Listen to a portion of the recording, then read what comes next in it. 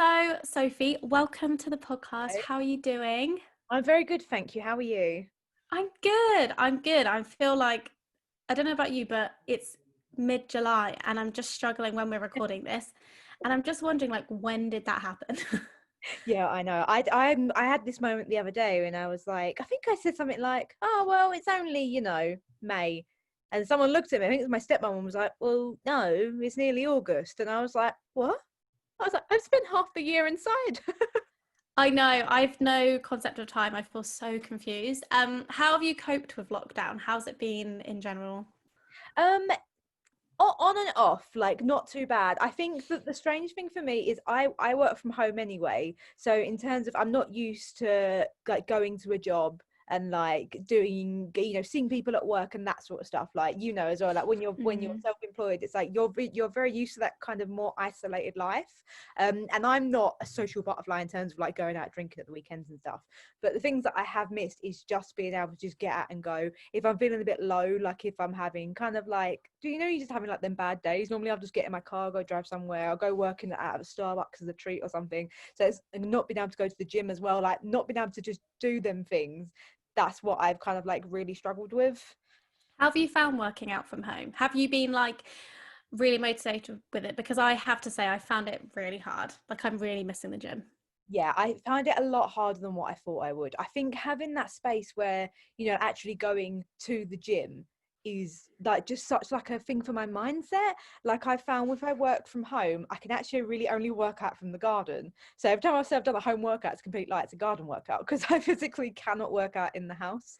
Like I have to go to a section like of my deck. We got like decking outside. So I know that part of the decking is like my little workout area, but even then I feel like I have weeks where I'm on it and then I have weeks where I'm like, I don't want to do this. I want Yeah. to go to the gym. Yeah, I felt the same, to be honest. So when we're recording this, gyms are opening this weekend. I am actually going away for a week, so I actually won't get back to the gyms, but I'm just excited to physically go somewhere. Like, I feel like I need a separate space to, otherwise, at home in my flat, I'm working out in the place that I'm also working in the place that is my relaxation area, which is the living room. Yeah. And there's just no separation. I need to like compartmentalize. Right, when I'm here, I'm in the work zone. When I'm on the sofa, I'm relaxing. When I'm at the gym, I'm focused on moving. Otherwise I just get a bit guilty, being like, oh, I should be doing this work, or I need to like put a wash on, or I need, you know what I mean? Just, it's hard. It's hard. I feel like, yeah, every so often I don't mind it at all, but consistently I've wanted to get out of the house. So, um, I have followed you for such a long time, and I'm sure people listening have followed you as well. But for those of listening who you are new to, can you just tell them, Sophie, like how you ended up working online full time in social media, in fitness, and just your journey in general? Yeah, absolutely. So it's something that I always say that I like fell into it.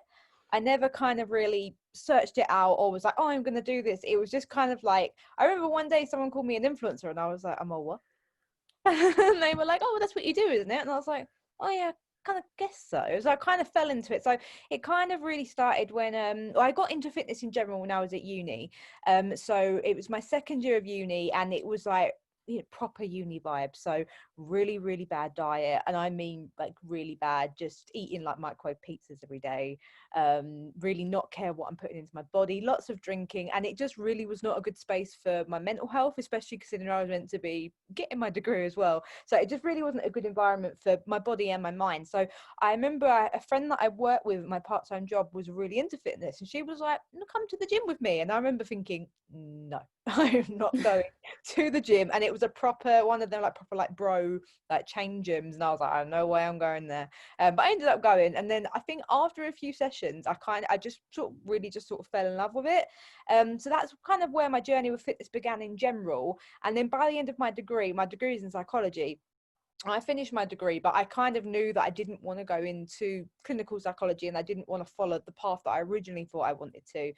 So I knew I wanted to pursue fitness, but I didn't necessarily know I would end up pursuing it through social media in the way that I have. I just knew that I kind of wanted to promote healthy lifestyle in a more sort of holistic way and looking at fitness and gym and looking after ourselves in a way that wasn't completely fixated on aesthetics and it's looking a certain way.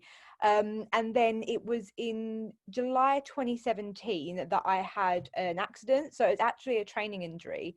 So I ended up breaking my back, and that accident is what led me to be paralyzed. So if your listeners, obviously they can't see, but I'm a full-time wheelchair user, so I'm paralyzed from the waist down, and it was from that accident.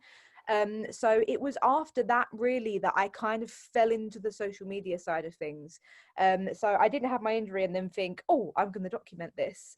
But I just kind of sort of started to post stuff as maybe like a bit of a release, I think it was, and more of like a personal sort of diary. Sometimes we'll go on to like Twitter or Instagram, and sometimes we forget it's public and we start using it like a diary. So I guess that's kind of what I was doing, and I was just kind of posting things that were happening, and it kind of started to gain quite a bit of traction, and I started to gain quite a bit of a following, and it was still kind of a bit confusing to me because I was like, this is my life, it's what I'm living.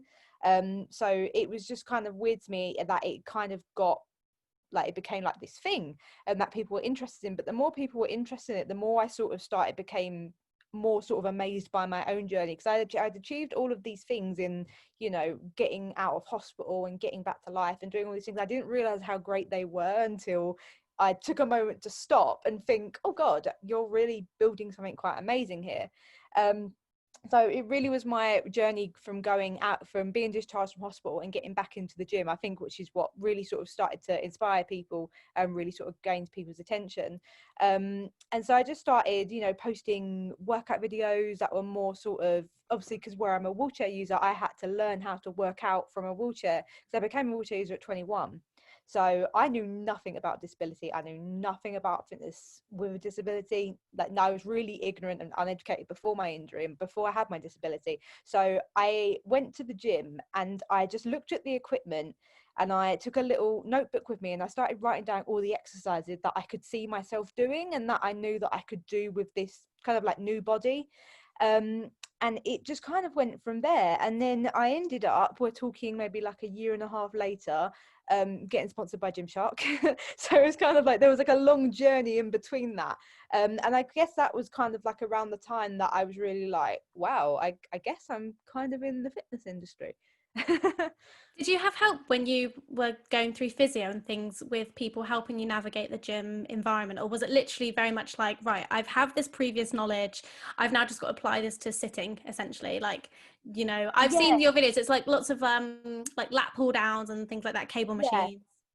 Yeah, so really I didn't have really any help with adapting the workouts. I mean, when I was in, so I think for a bit of context, I was in hospital for 4 months. So my injury was in July and I got out of hospital in November. So I was in a general hospital for about 6 weeks, and then I was in a special spinal rehabilitation unit for 3 months. But it was when I was in that spinal rehabilitation unit that I suffered. I mean, I do still have PTSD and depression. And it's something now that I manage and I live with it, and I'm very open about it. I've always been very open about it.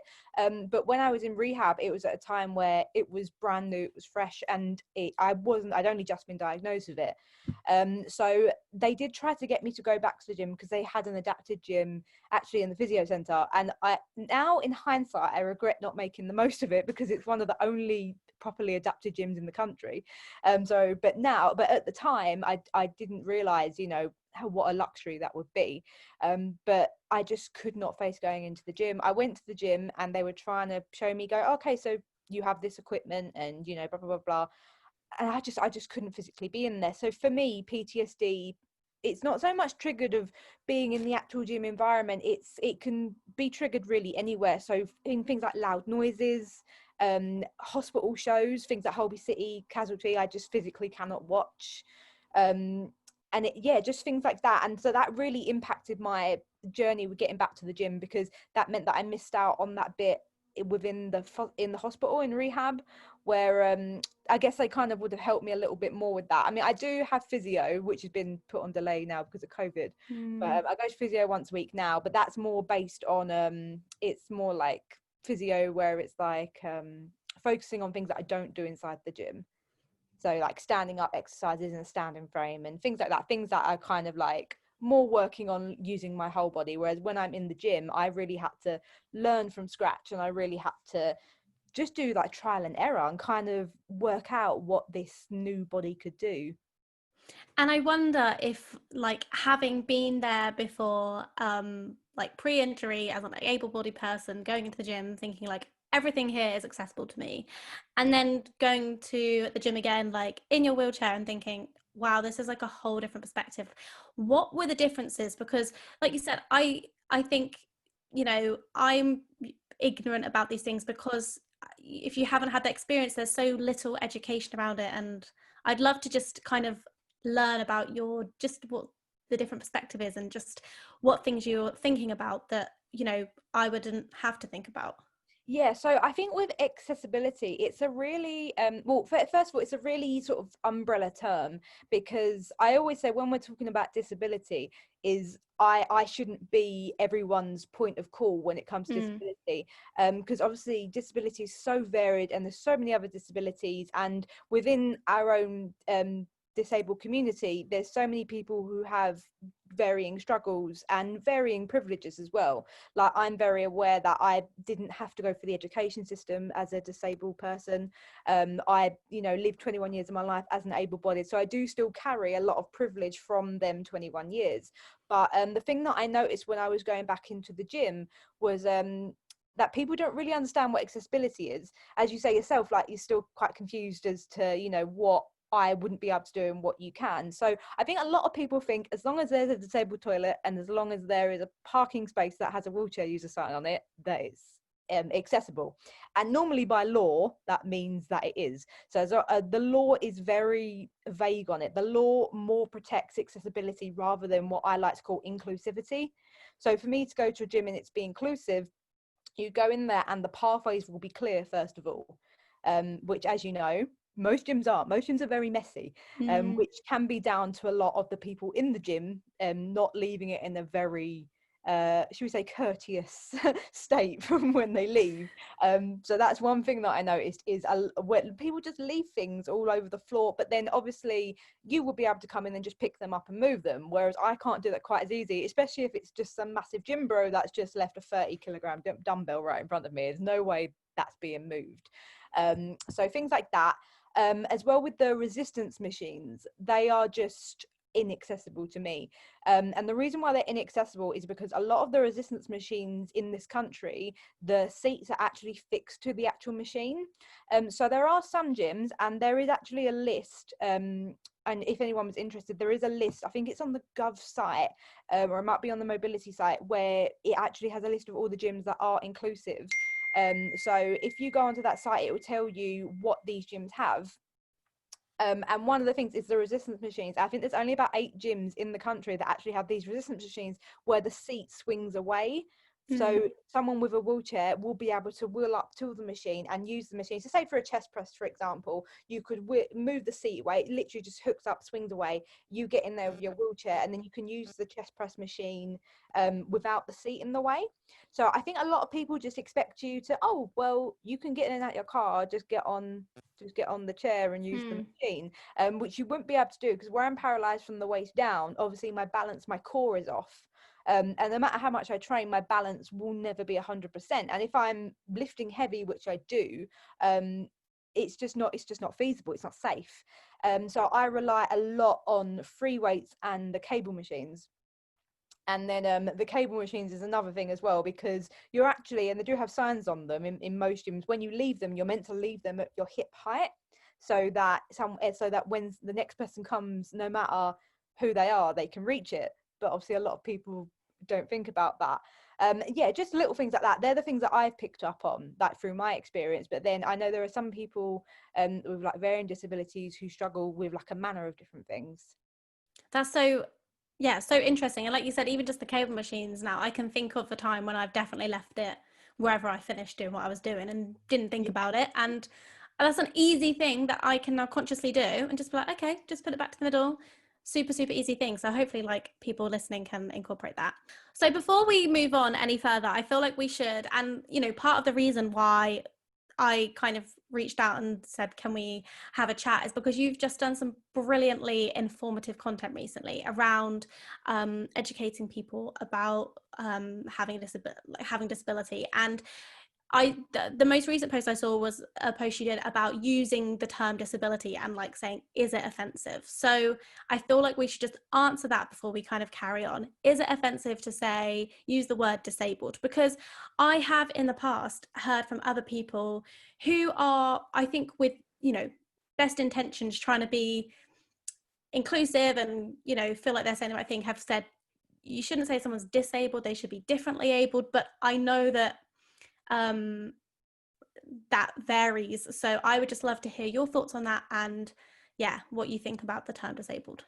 Yeah, so I started this series and it kind of evolved into Sunday School with Soph, which is what I'm calling it now, where I'm basically just taking a load of different questions of things that I know sometimes people, it's probably in people's search bars, or it's things that I've been asked myself. And I wanted to start with, is the term disabled offensive? Because I feel like it's a very good foundation for everything that I talk about in general.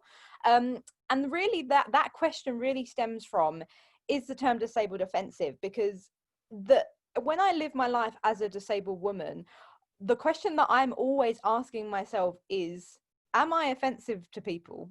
Am I offensive to able-bodied people? And of course they're going to get on defensive and say, no, of course not. Why would I be offended? I support you and blah, blah, blah, blah, and, you know, whatever. But then I'm thinking, okay, if my existence isn't offensive to you, why do you treat me and the community like it is? Why do we face so much stigmatization? Why do we face so many battles?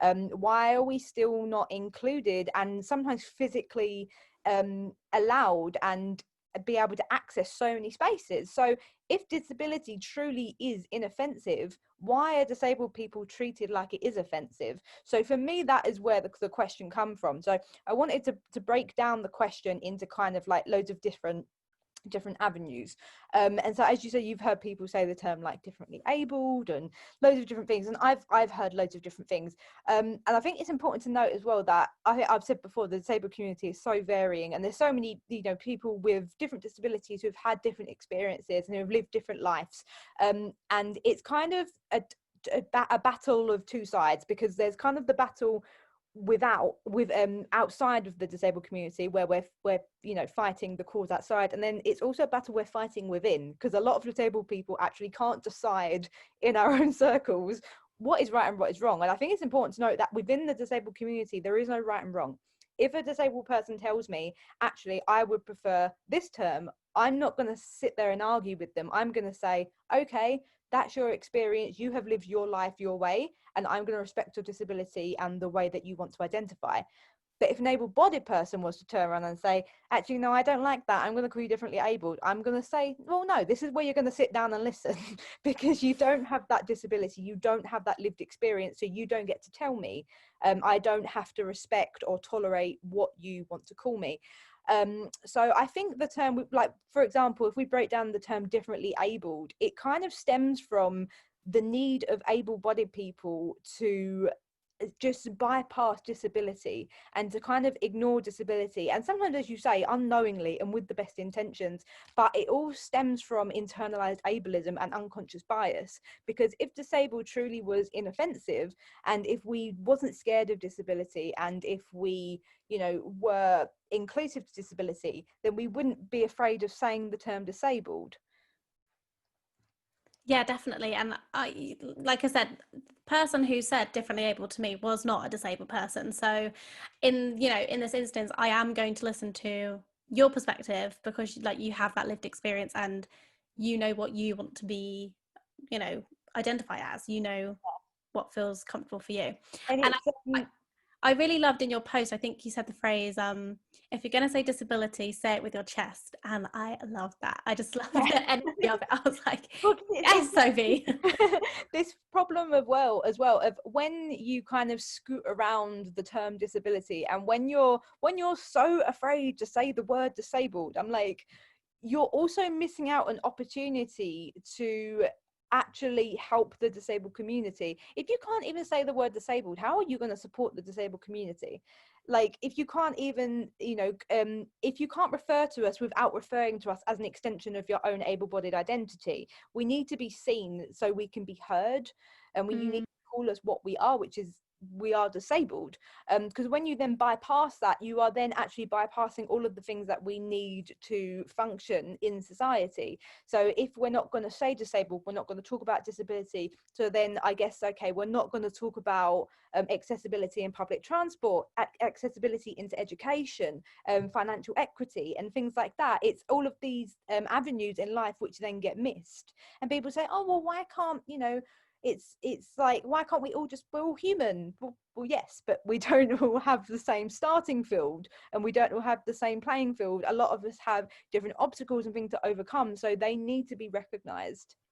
Is that this, when people say like, I don't see disability, and you know, they're saying that with, I imagine they're saying that because they want to say like, I treat everyone equally, I think of everyone the same, but as you kind of said, like, does it just kind of erase the needs that you, the additional needs that you might have to make things accessible to you? And so then, like, we do go into gyms and don't lower the cable thing, and do leave weights out and things in the way of people because we don't see disability. And you know, like I said, it's kind of the best intention, but kind of falls really flat. Yeah, so I always say your intention and your impact are two very different things, and it doesn't matter what your intention is. If your impact doesn't have you know, your what you intended, you then need to rectify the issue by whatever means that is. If it's education, or, you know, a physical act, whatever it is, you need to understand that your intention and your impact are two very different things. And it's exactly right. When people say, I don't see disability, and I'm like, well, that's obvious because you're being ableist right in front of me. When people say that, I'm like, well, clearly I can see that because you're being very ableist. But yeah, and it's just very, it's all, it goes back to that thing of people just wanting to bypass disability. And when people say to me, I don't see you as disabled, I say, what do you mean by that? Oh, well, you know, you just don't seem disabled, you're not like other disabled people. And I'm sitting there thinking, why do you think this is a safe space for you to say that? That's my community. Mm. And what they, you know, normally the responses that come from that, I go, oh no, you know, you're beautiful, you you know, you've got a good job, you're successful, things like this. And I go, oh, so what you mean is you're not used to seeing disabled people represented with beauty, sexuality, success, determination and things like this. So you then erase my identity because you're not used to seeing that represented. And it's, they kind of look at me like, oh no, that I'm being unpacked. But I also think, like, we're at this point in time, I think socially, where we need to have these conversations, like Yeah. all these, you know, when we've had this ongoing anti-racism conversation, and we're talking about like the intersections of different people's identities and things like that, like we need to be able to I think be challenged and just go, okay, like there's a Maya Angelou quote which I love, which is, once you know better you do better. And so I think, you know, we need to be open-minded to being challenged, because then we're going to know better and then we're going to do better. Yeah. But it's, yeah, I think we just have to be open-minded to that. And you know, Something I always say is for you to truly learn, you have to sacrifice your desire to be right to truly make an impact. Because I think it's human nature to always, you know, want to be right and want to be seen as, you know, one of the good ones, when in reality that doesn't benefit me whatsoever. You know, you not when I say you, obviously I'm not meaning you in particular, but when I see people trying to, you know, think out loud in my comment section and trying to prove how good they are when it comes to disability, I think, why are you thinking out loud here? Why are you projecting here? And it's not necessarily offensive or annoys me, it just kind of gets me thinking. And I think you trying to act as one of the woke able-bodied people doesn't actually help me in any way, shape or form.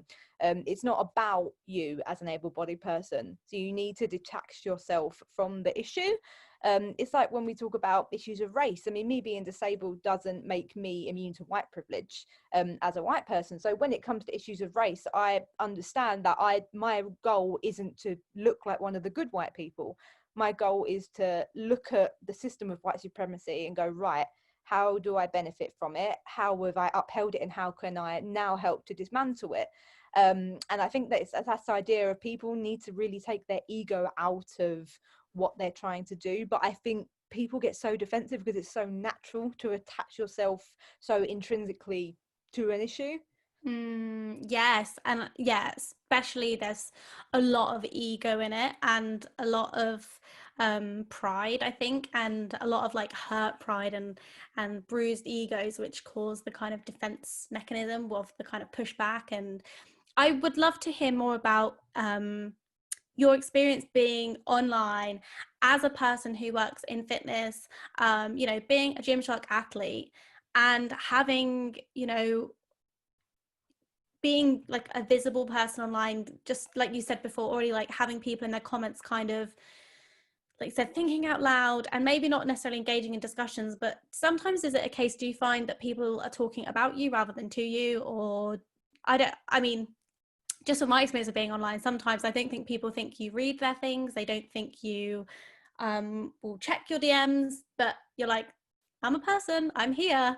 I would just love to hear more about that. Yeah, so I think that is definitely one issue of it. And I have had cases where people have said something that is maybe not very sensitive. And then obviously I read it, I reply. And I think as the kind of person I am, I don't hold back. I'm not necessarily, I wouldn't say I'm rude anyway, but I don't hold back. I'm not afraid to put people in their place if I feel like I'm not being treated with respect, whether it's on my page or whether it's off my page. And people get very, very defensive when you then start to call them out. But then I've also had, and I actually had like a 3.5 hour FaceTime with one of my best friends last night. And we always do this. We go into topics and we don't stop. And we was talking about the idea of sexuality and disability and how the two terms aren't really put together in the same sentence. And I've found, we're just talking about experiences online and stuff, I'm someone who is very liberated by my body. I am very, my style is very, is it revealing? I don't know. It's just kind of what I've always worn. But I have found that like after my disability, there seems to be such an intrinsic link between able-bodied men trying to claim that. And it's very, very strange. Some of the comments that I get, some of the DMs that I get are so sexually aggressive, which is one side of things of being disabled that I never expected to experience. Sometimes I do. The other day, I had a guy who literally sat on my page for like half an hour just commenting, haha, you can't walk, and like jokes like that. And I was like, is that how you want to spend your Saturday evening, boo? Like, I'm really quite sad for you. Like, I'm sitting here with double cheeseburger and you're doing this. Like, so things like that. I'm like, oh, okay, you kind of expect that because he's obviously got some issues going on in his own life. And you just block and you move on. But the issue around able-bodied men trying to claim a disabled woman's sexuality is something I'm starting to experience more and more personally, and it's a subject that I'm very, very interested and want to research more in. Like, I had a comment the other day and it was basically along the lines of something along the lines of, oh, you're so attractive, would love to put you in the wheelchair, shame you're already there, it's an ego killer. But the bit that really got me was the back end of the comment, which was keep being beautiful and an inspiration. So he clearly didn't see that there was something wrong with what he was saying, which just completely puzzled me because I looked at that comment, I put it in my group chat and I was like, I have no words. And my friends were just disgusted and they were like, I can't believe you get comments and you get DMs like this every day. It's constant. I now have to, in the mornings, I don't go on my phone for the first hour or two of being awake because I'm at risk and I know there's going to be something like that I'm exposed to, whether it's a comment, a DM, an inappropriate picture, something like that I now have to plan for that. Which I think is part of being a woman. I think women do experience that, but it's very interesting. The intersection of that's never really spoken about is that the way disabled women experience it and the way that able-bodied men feel like they have some kind of claim to a disabled woman's sexuality. Now I don't know whether that's because they're not used to seeing it represented and so suddenly they feel a need to claim it, to feel like they're reclaiming what was never theirs to claim in the first place. But it's a very interesting avenue which I found myself kind of spiraling down a lot. Yes, and I feel like that's your psychology degree being put to good use. Yeah. It's like, what's the psyche behind this person? Like, why have they done that? Why are they doing this? And slightly on that note, but you said that the person called you an inspiration, and there's something I wanted to talk about, because I was watching one of your YouTube videos in a Q&A, and you were talking about, and I think someone asked in that Q&A, so I'm basically gonna steal that question, but like, how do you feel being called an inspiration? Because I was really interested in your answer that you gave, and I would just love to kind of discuss it more in terms of, I think people might follow you and think, wow, she's so inspiring, she's in the gym, she's doing these things, how, is that good, is it bad, what are your thoughts? So I think it's a very leveled question, and I think there's so many different avenues to it, and I think lots of different disabled people will have lots of different opinions on it. I know for me personally, it over the years, and I think with every day I'm growing more and more tired of it, and I think that's the important thing to note about being disabled as well, is we're experiencing these things as they're happening to us, and not only are we experiencing them, we're also then having to deal with them and process them and then respond to able-bodied people at the same time. So it's a lot to do, and it's okay for disabled people to change their mind. I know when I first started out, my whole posts and social media was based around being an inspiration, because I thought that's what a disabled person's role was. That was my internalized ableism from when I was able-bodied. I was carrying that over into thinking, oh, but disabled people are inspiring. But now I'm in a place where it's over 3 years later, and I'm breaking down as to realizing why that affects me so much. So my personal stance on it is, it does grate on me, but it depends more on the context of the person, why they're saying it, and and how they're saying it as well. So I think my journey is, personally, I do think it is inspiring, because I have had a really turbulent journey and a very hard hand dealt to me, but I have managed to make something out of it, and I have managed to do something, become really successful and do loads of things, and I hope to continue to do that, which I do hope does inspire people. But I think when it starts to annoy me is when people see disabled people doing things in spaces that they don't expect them to be in. And when we break into systems, and when we break into establishments where we're not loudly represented, and it's not easy for us, and there's no level playing field for us, when people call us inspiring for basically breaking down ableism and breaking down discrimination, that is when it annoys me, because I'm like, well, where are you in that fight? I need your voice, I need your activism. So it's when I sometimes I can be in Tesco, and I've got a basket full of White Monster, and the worst food shop you could ever imagine. It's a mess, and someone will be like, so inspiring. I'm like, why do you think that's inspiring? I'm just existing my life. I'm not here I don't exist simply to inspire you. If you're inspired by my journey, then cool, because it is inspiring, but my existence shouldn't be inspiring to you, because you should just be, because the reason why you're inspired is because I don't fit the norm, and because I have to break down so many barriers to be able to do the things that you can do so simply. You should just maybe keep your mouth shut and try to help us break down them barriers. That is what I would find more beneficial. Do you feel it's because people don't see you as like a fully rounded human being, who you're multifaceted, and like, you're not just Sophie, the disabled girl who's an inspiration, but you're actually Sophie who does this. You're super into fashion. If you like I said, if anyone follows Sophie, like, she's all about fashion. Like, you've got different hobbies and interests, and like that part you share of you, like, is part of it, but it's it's not like you're only. Yeah, and I think that's the issue that comes back to representation, which is a big problem within our industry as a fitness industry, but a big problem within many industries. If we're going all the way up to Hollywood and film and media. So I think when people see disabled people, first of all, the amount of people that think I'm a para-Olympic athlete is just insane. Just because you're in the gym, do you think? Yeah, and I just find it so insulting, because I have so much respect for the para-Olympic athletes, and I know that I'm not that.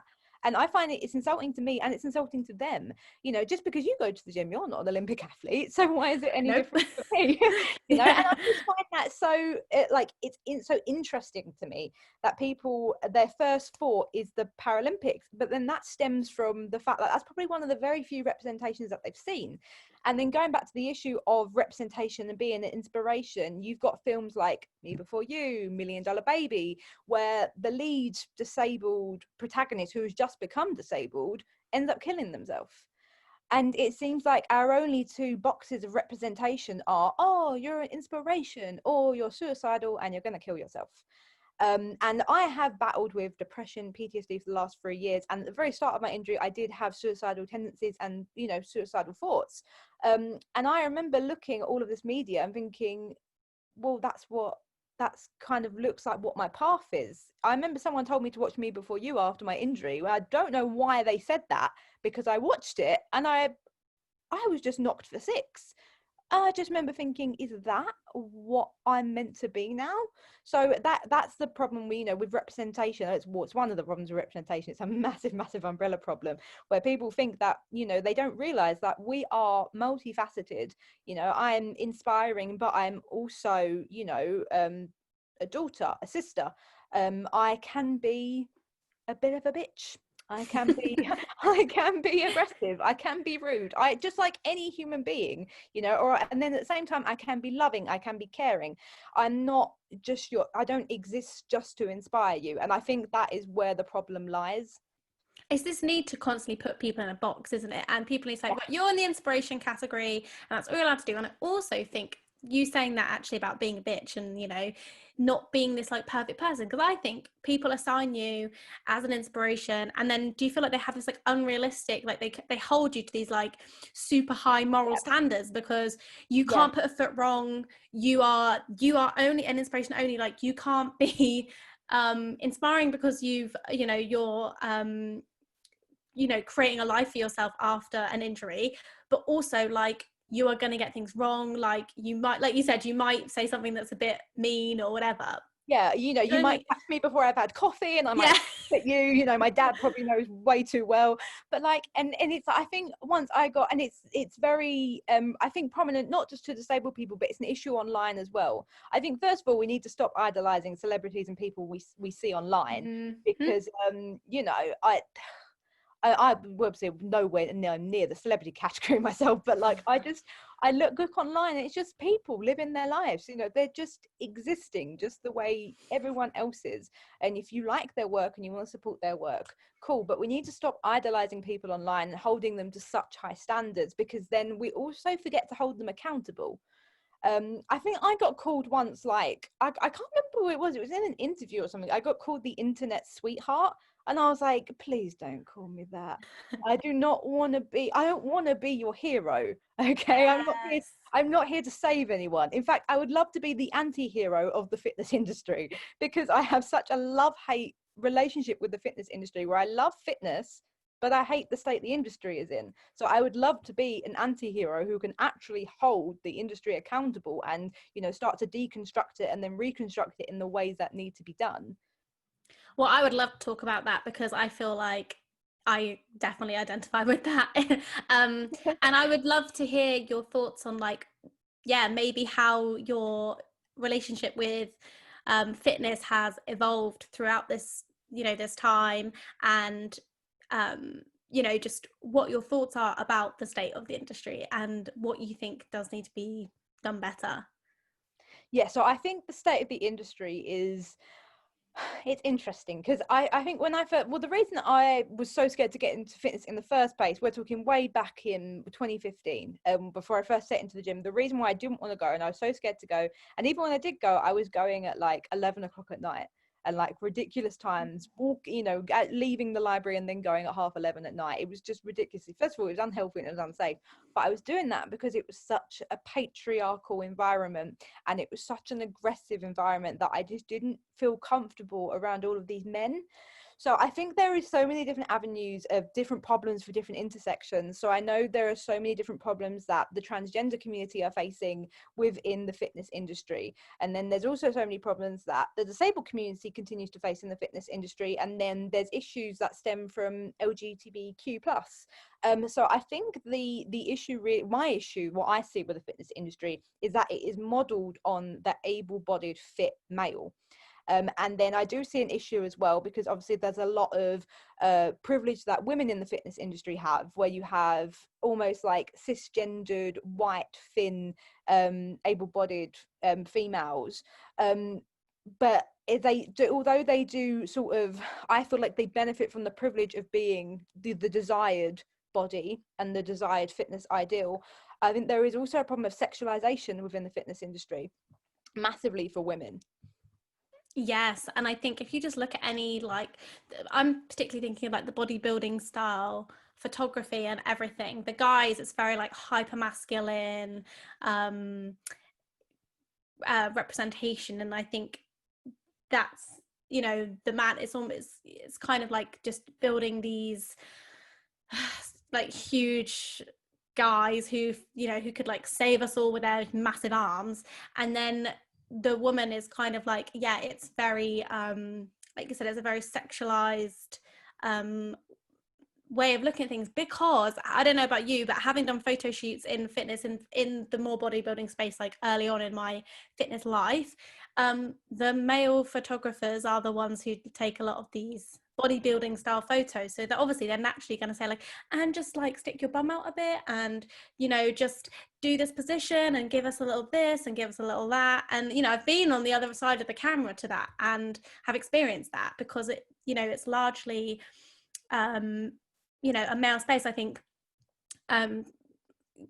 traditionally the gyms have been dominated by men, so a lot of it has been, you know, women coming into that space and having to fit the male view of what a fit body looks like, and having to conform to that. So we've got a lot of people who aren't going to fit that very narrow view, and that very narrow thin white view as well, particularly, and so we don't have any real diversity in fitness. And just fitness magazine covers, I mean, it's shocking when you look back through the back catalogue of things like women's health and men's health, and you know, the fact that just that, not even for the sake of body diversity, just for the sake of having you know, 95%, I mean, I should add, I've taken that percentage from my brain, that's not accurate data, but you know, roughly like, you know, 90%, 95% of covers are with white people on alone, and they're representing this body standard that is largely unattainable for the vast majority of the population. It's no wonder you're going to feel intimidated by it. It's no wonder the gym's a scary place, because it does feel like you're walking into like, yeah, like a man's world, and you've just got to try and conform to fit in. And I don't know about, I would wonder, you know, whether you found like at points you've had to, you know, tailor yourself to fit that, you know, to do that. I mean, even through like filming workout videos, I think often on social media there was a period, I feel like maybe less so, but it could also partly be because I'm not seeking out that kind of content anymore, but there was a point when workout videos were very hypersexualized things, whether it's girls doing glute exercises, and I've seen some really like fairly graphic things, and I know that the, you know, the videographer, once again, would be a man in that situation. So I just wondered, yeah, how you felt like you've had to maybe like mold yourself to feel accepted in fitness in the past. Yeah, so I think, I mean, I'd love to just say as well, I think really for me, the problem that I can see with the fitness industry is even that term. It's the fact that it's an industry. Now, obviously, it's going to be an industry because it's a field of work where people work. But the fact that it is such a first of all, it's patriarchal, and even the women in there and the successful women within the fitness industry, we have been raised through patriarchy throughout all of our lives. So we do look at things through a male patriarchal gaze, even if, you know, I'm 24 now and I'm slowly starting to look at things and think, why do I think that? And I feel like I'm now sort of taking off the glasses at 24 of the male gaze and starting to put on the glasses of the female gaze, and only just doing that and only just realizing that. But it's the fact that the fitness industry is an industry, and it's a capitalist industry, and it, rather than just being what it should be about, which is about health and fitness and health and well-being, because obviously that skews what we actually think fitness and well-being is, because what fitness and well-being is one week is whatever is going to make the biggest sponsors the most money, when that might change the next week. But I think in terms of, you know, the other question of fitting into the space, I have massively felt that, especially when I started to properly curate create content and purposely put out content rather than just making stuff and putting it online, looking at what works and what does. I am very aware of because a lot of my friends in the industry are other Gymshark athletes, and they post things like glute workouts and, you know, ab circuits and things like that, and I'm very aware that the kind of content that they make that does very well is content that I physically cannot make because I am disabled. And I went through a stage, it really sort of like last year, it kind of hit me quite hard, where I was really quite tense and really quite hyper aware of the fact that I was very different. I think because I had just been living and really just kind of so much had happened, and I really hadn't really thought about it, but when I sort of took a moment to look around, I realized how different I was to the rest of the industry, and I really started to really get into my head how different I was, and that I couldn't post these things that people were always double clicking on, the things that really got engagement, and they are more the stereotypes of, you know, able-bodied fitness. And I think that is one of the problems that disabled people face in the industry, is that they think getting fit is becoming the able-bodied ideal, when for a disabled person that's not what it is. I mean, I do still carry a lot of able-bodied privilege, in the sense that even though I am disabled and I do have, I guess you would say, overtly disabled features, like the fact that I use a wheelchair and that I do have atrophy in my legs. For, I'd say, from my upper body, I do have a lot of able-bodied features. So I do naturally benefit from that privilege in the industry. But I think it is a big problem, and it's something that I was very hyper aware of. And I think after a few months, I kind of just got very honest about it on my stories, and I was just kind of, there was a lot of things going on, and I think I just ended up having a little rant, which is normally not a good idea, but it kind of paid off. And there are loads of people just saying, you know, I never thought about it, but I'm so sorry that you're feeling this way and that the industry has this kind of effect. And then it kind of just made me think more about, you know, actually, what do I want to put out? And what do I actually want to make, and why do people follow me? And it's just kind of, I would never say that I was consciously trying to strive to the ideal and kind of consciously trying to be like everyone else, but I think, I guess in the back of my mind, you see what is successful and you see what the norm is, and you think that's what you should be. Whereas now I'm kind of really just harnessing on, what do I want to create, what do I want to put out, what do I want to be, and what do people want to see from me, because I do offer a different perspective and I do offer something different. So what can people get from that? And for me to try and be the able-bodied ideal, and for me just doing things that other people are doing, that market there is being missed if I was to carry on doing that. And how do you think also, like, that shift in perspective has viewed in how you train, and like maybe what your goals are in training anymore? Because I mean, for me personally, like, initially starting training, for a long time, everything was, you know, I might have said, you know, I'm training to get fitter, but, you know, I also equated fitter to being like leaner, more visibly muscular, having, you know, abs or like defined arms or whatever. And, you know, that's what I considered successful fitness to be. And I wonder if your perspective has shifted on that. Have you found that, you know, you've evolved your perspective on fitness and the way you view your body and the way you view your kind of, how you set your goals, if Yeah, you set your goals? yeah, so I think my perspective on fitness evolved massively, like after my injury, because when I did start to get back into fitness, more just when I was out in my everyday life, I realized how my body had to function differently. So I do have to be very strong in my upper body, and I do have to have good endurance, and aesthetics. And then so there was that side of things where I was like, right, I really need to get fit, in terms of, I need to improve my endurance and I need to get strong so that I can live independently and live the life I want to live.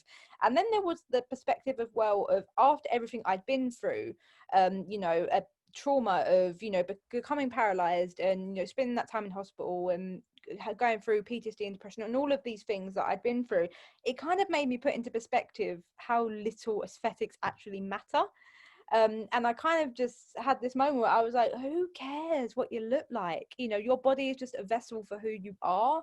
So why are people orientating their whole entire lives and the whole beauty that is fitness around that? I just, you know, it just really put things into perspective for me. And I think there was that issue as well of the fact that I couldn't physically fit the box of able-bodied beauty. It kind of made me, after a while of trying to fit the box and realizing that I just wasn't going to fit in the box, that me and my wheelchair were not going to fit in the box. So I kind of had this moment where I was like, do you know what? Why is there a box? And then it got me thinking more and more. And over the years, I feel like I've had such a moment of almost like an epiphany or a realization of, you know, how much is intrinsically linked to patriarchy and capitalism. And, you know, why do I hate the things I hate about myself? I only hate them because I've been taught to hate them over years and years. So I've had this process over the last few years now, and I think it's really coming through in my content, where I'm becoming more and more confident and more I guess liberated, even from things from like my style, my fashion, and the things that I'm more comfortable to talk about. But I've had this moment where I thought, do you know what? Keep your box. I'm gonna completely deconstruct my ideal of what beauty is and my ideal of what worth is, and I'm gonna reconstruct my own worth. And I'm not even gonna share it with anyone. I'm not gonna say, well, this is what I think this is what I put my worth on, because I don't want people to then go, oh, okay, so my worth is what Sophie's worth is. So I don't want people to think, say for example, if I feel like I've completed my to-do list, or if I've been productive, if that's my idea of worth, I don't want people to go, okay, I then have to be productive to be worthy, because Sophie is only worthy when she's been productive, because I know there is that element of social responsibility that I have just naturally inherited. So yeah, I just kind of have this process of years now where I've just been deconstructing everything that I've learned over my life, and now I've been reconstructing it, and that has obviously trickled into my training. So I know now I'm going through where I've lost a bit of strength over lockdown. My goals now really center around strength training. But you know, I'm not being too, I guess military would be the right word with myself, and saying I know there's things that I want to achieve, but I'm also understanding of the fact that life happens and we're all very individual human beings who have had different experiences, and I have to be very aware of everything that I've experienced, and, you know, allow myself room to not hit my calorie target, not hit my protein target, or not track at all, even things like that, and just not taking it, so just making sure that my fitness goals aren't intrinsically linked to my self-worth. Yes, and I think that's so important, because I think, like you said, we can get really bogged down in like having to have a number to define our worth, whether that's the weight you lift, or you know, the time it takes you to do something, or we just get so caught in these numbers, or even if it's like that calorie goal, something, it's like I've constantly got to be tracking my value as something. Like I always encourage people, and I have say it like quite regular on this podcast, like particularly when it comes to things like fitness trackers as well, it's like try having time away from them and realizing how you then relate to your body without it, because I think often people are like, my workout doesn't count unless it's tracked, unless it's valued in some way, unless it has some sort of numerical value, then that doesn't count. And you're like, it absolutely counts. Your body doesn't suddenly go because you don't have a watch on, or you haven't whatever gone, no, I haven't, my muscles haven't been stimulated, or like I haven't been physically challenged. Your body still has the workout. It's just not, you don't have that numerical number at the end of it. I think it's really important to like separate that. And I also loved what you said about not having a box and just creating your own box, and also keeping it to yourself in a way, because I do think that's really important, of like we get so, particularly on social media, the comparison, and so like trying to find, you know, if it's not this way, then what's the other thing I have to aim for. Like I think when I talk about like intuitive movement, intuitive eating, I think sometimes people think that there's a perfect way to do that, and it's not. It's a very individual process, and it's very unique and individual to the person. There might be similarities with other people, but largely it's going to be your own journey. And I think, I don't know, maybe you've felt this about fitness, that it tries to make us all the same and a bit uniform, and like tries to make us all like this monolith of like people all trying to get these same goals. But actually I think one of the ways we can reclaim fitness back is by saying like, no, I'm a unique individual who's who has different needs to another person, and I need to meet those needs in the way I choose to, and not subscribe to this, you know, the blanket way of doing things, whether that's you know, if often, you know, personal trainers can say like, just exercise this way, eat this way, without taking the individual into account. And I think, yeah, that's really important points. I'm really glad you brought it up. So I think one of the things I yeah, as we kind of go through our conversation, is I would wonder, like, in your ideal fitness industry, in your ideal fitness world, let's not even call it an industry, because I think you're right, like, what is the dream gym environment for you? What is the dream fitness environment? How do you envision an inclusive space, and what does that look like for you? God, it's such a dream, isn't it? If I'm really envisioning, I really, when I was getting I remember a time last year where I was really frustrated with a gym I was at, and the fact that it was just so inaccessible. And I had this moment where I was like, why the hell am I paying for full admission to this gym, full membership, when I can access the free weights and the cable machine? That's it, and a hand bike as well. And the disabled toilet has been broke for 6 months. Why am I paying full price to be here? And I kind of just had this really angry moment where I was looking at accessibility in gyms and really realized how just crap it is. But I think for me, I mean, in terms of everything I do in life, I'm very take down the patriarchy. So I think if we're talking about the Same. if we're talking about the fitness space, I think that is one of the things. I think, well, the foundations of fitness is built on patriarchy and capitalism. So the thing that I would love to do is take the patriarchy and take the capitalism out of fitness. And people love to say, don't put politics into fitness, you know, we're all the same here. But the people who say that are the people who all look the same and who all fit into the gym. So that's easy for them to say. I mean, I would love to take the patriarchy and take the capitalism out, but also, you know, we need to think as well about how heteronormative the gym is. And if we're thinking about gyms as a true space of health and well-being and not fitness, I mean, there's nothing wrong with, you know, if someone wants to bodybuild and get on the stage and do a competition, they have full autonomy, and I would never judge someone for that. But if we're looking at a space of true health and well-being to the general population, we need to be looking at the needs of the general population and what their health and well-being needs are. So I really love this idea of gyms more being health and well-being hubs. I think the term gym has it's got such like I don't know, I guess it's more of like an aggressive sort of statement to it. For the general population, I'm very comfortable in the gym now because I've been going for 5 years. But for someone who isn't, maybe, you know, maybe my stepmom or maybe my dad might feel a bit more uncomfortable because it's a gym.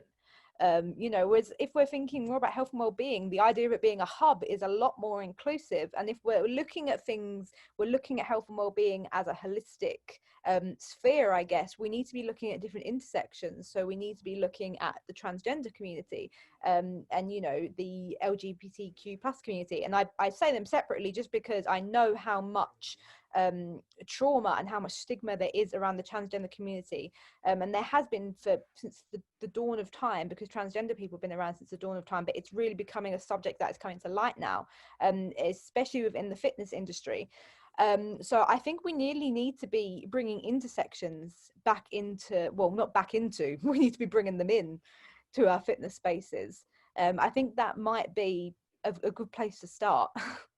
Yeah, I agree. And I think, and in some ways, I think with the right input from the right people, and, you know, the people from those communities who are, you know, who realize the barriers and, you know what they feel and they need to be comfortable. Like, we need to listen to those people and have their input, because in some ways, you know, it would challenge, like you said, the standard view, the traditional view, but it's doable. It is doable. We just need to have a little bit of extra thought, we need to listen to other people, and we need to work with everyone, and you know, get everyone's perspective. Things like that as well. I mean, it all trickles back round into a circle effect of where that is going to create so many more opportunities for people within them communities, because it's going to create more financial and employment opportunities. And then that obviously creates more representation when you see them people in them positions. But when we're I think it's important to say, when we're talking about health and well-being as a, you know, as a health and well-being hub, to be talking about things as well of like what things impact our health. So okay, we could be financial issues, so things like, even if it was just like a financial guidance session once a month or something like that. Sexual well-being, you know, normalizing the talk of sexuality and sex positivity, and talking about the environment and things like that. All of these different avenues which affect our general health and well-being, which is what a gym is meant to be. You're meant to be there to better yourself and to better your health and well-being. But it seems like everyone is so fixated on what they think their health and well-being is, but so many different avenues are being missed.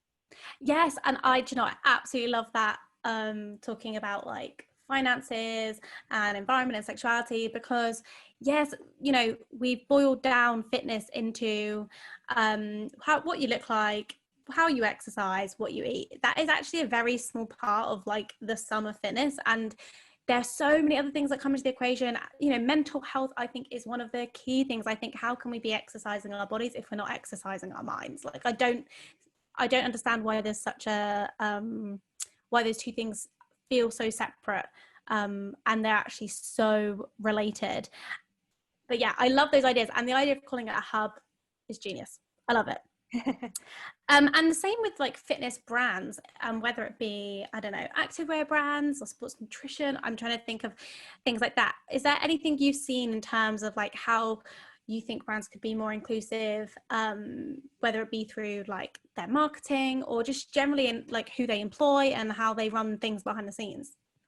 Yeah, so I think when it comes to representation, there is the problem of who do we see on our screens, whether that is the big screen, the TV screen, and our phone screens. So I talk with Gymshark a lot about, you know, I work with Gymshark, I'm sponsored with Gymshark, and we've spoke before about issues in representation within their own brand, and we speak very openly about it.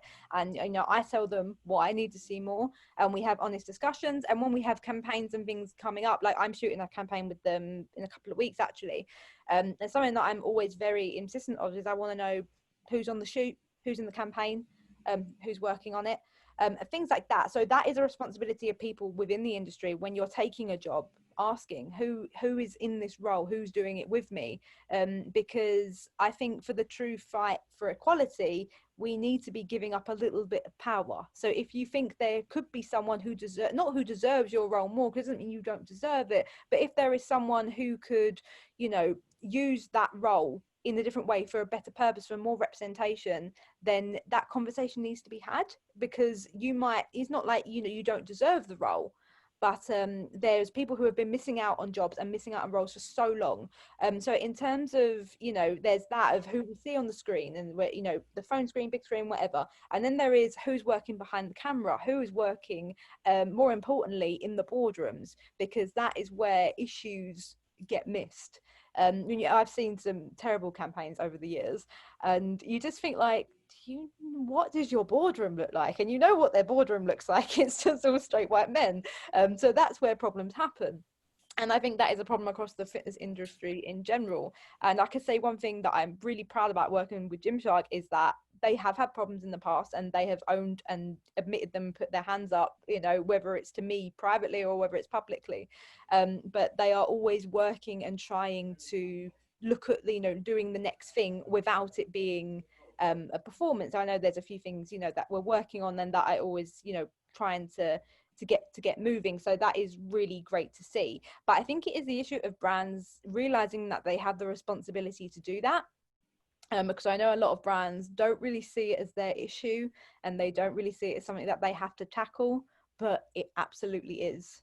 And I think that's when we as the consumers have to make sure that we convey to the brands that we like that it is important that they take stand on issues, that they do you know, ask them who is on your board, who is running this campaign. Like, you know, we have to make sure brands are as transparent as possible, and push them to do so, because at the end of the day they rely on our custom, they rely on us to do that. So it's great to have people like yourself really like pushing the conversation kind of like inside the the company, and then it's also up to us to like use our money to spend it where we feel like we want, what we want, and also use it to say, we need more, we need to see, different bodies, we need to see people of different, we need to have racial diversity, because and we need that, like you said, not just on social media images, but we need it, the photographer, we need to have all these different people to be, part of the conversation. And I think that's it's a learning curve for so many right now. And you carry on. Sorry, I didn't want to interrupt. But I always say to people, when you buy, you are voting with your wallet. As a consumer, you're voting with your wallet. And in terms of, in supporting the disabled community, I think what people need to understand is that we are tired. And not only are we experiencing these things every day, we're fighting these things every day, and we're constantly being asked. And, as someone who is my job with this platform, I come on, your podcast to talk about these things. I'm very comfortable to do so. I would tell you if I wasn't. But I do have to take into account, so like, okay, I know this is going to be tiring for me, so I'm going to make sure I've got the evening off after. But a lot of disabled people, when we're out in the real world, we don't get that break to say, I'm going to take a break from ableism. We don't get to do that. So I always say to people, one thing you can do to help fight ableism and to help fight for the disabled community without tiring out the disabled community is to hold brands and hold companies accountable, to hold spaces, to hold enterprises accountable. I mean, you don't have to know a disabled person, you don't have to be disabled, you don't have to know a disabled person to, next time you're out at a restaurant, ask, where's your accessibility? Do you have a disabled toilet? I didn't see a ramp outside, I saw a staircase. You don't have to be disabled or even know anyone who's disabled to do things like that. So it's things like that of you can do that without tiring out the disabled community. And the same thing trickles over back to brands. When you're spending your money, it doesn't cost you anything to ask a brand and hold them accountable and saying, I noticed you haven't got any disabled models. Or how are you working to represent the disabled community within your brand? And when more and more people are asking these questions and holding brands accountable, it supports us without tiring us out. Yeah, I think that's really helpful. And I think on that note, thank you so much, Sophie. I think this has been a really productive conversation, and I've got lots to take away from it, and I hope everyone listening has got lots to take away with it. Where can everyone find you, find your work, find your incredible self? Oh, thank you. So I think, I think I was very clever when I'm making my handles. I kept them the same across all social medias. I don't know, one moment of genius from me, but I'm Sophie J Butler on Twitter, Instagram, and then Sophie Butler on YouTube as well. So that's where you can find me. Amazing. And I will make sure that's linked in the show notes and everything, so everyone can find you there as well. It's been an absolute pleasure. Yeah, thank you for having me.